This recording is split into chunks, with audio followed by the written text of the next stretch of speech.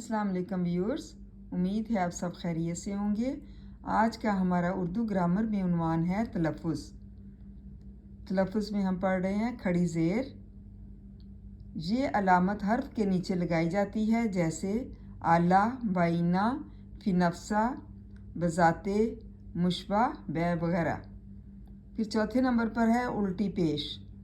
الٹی پیش یہ علامت پیش اور واو کی قائم مقام ہے۔ مثلاً داؤدو کو اگر ہم ایسے لکھیں داؤ تو واو پر الٹی پیش لگائیں گے۔ پھر ہے تنوین۔ اگر کسی حرف پر دو زیر لگا دیں، دو زبر لگا دیں، جیسے آ کے اوپر دو زبر، یا اس کے نیچے دو زیر جیسے الف کے نیچے دو زیر، یا اس کے اوپر دو پیش الف کے اوپر دو پیش لگا دیں تو اسے تنوین کہیں گے۔ یہ علامت اردو کے چند الفاظ میں استعمال ہوتی ہے، مثلاً فوراً، آنن، فانن، نسلاً اور مشاری علیہ وغیرہ۔ مطلب کھڑی زیر کیا ہے؟ یہ علامت حرف کے نیچے لگائی جاتی ہے۔ اعلیٰ، بائینہ، فی نفسہ، بذاتِ، مشبہ، بے وغیرہ یہ نیچے لگائی جاتی ہے۔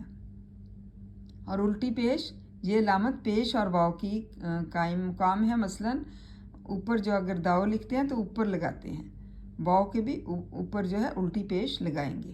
یہ الٹی پیش ہے، ایک تو پیش ہوتی ہے، دوسری الٹی پیش ہے یہ۔ پھر پانچویں نمبر پر ہے تنوین۔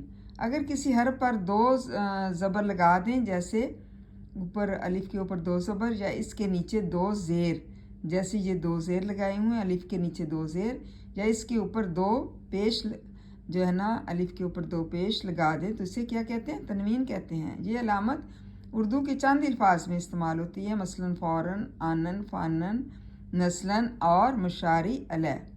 امید ہے آپ کو کھڑی زیر، الٹی پیش، تنوین کی سمجھ آ گئی ہوگی۔ اس کو یاد کریں۔ تھینک یو اینڈ جزاک اللہ خیر۔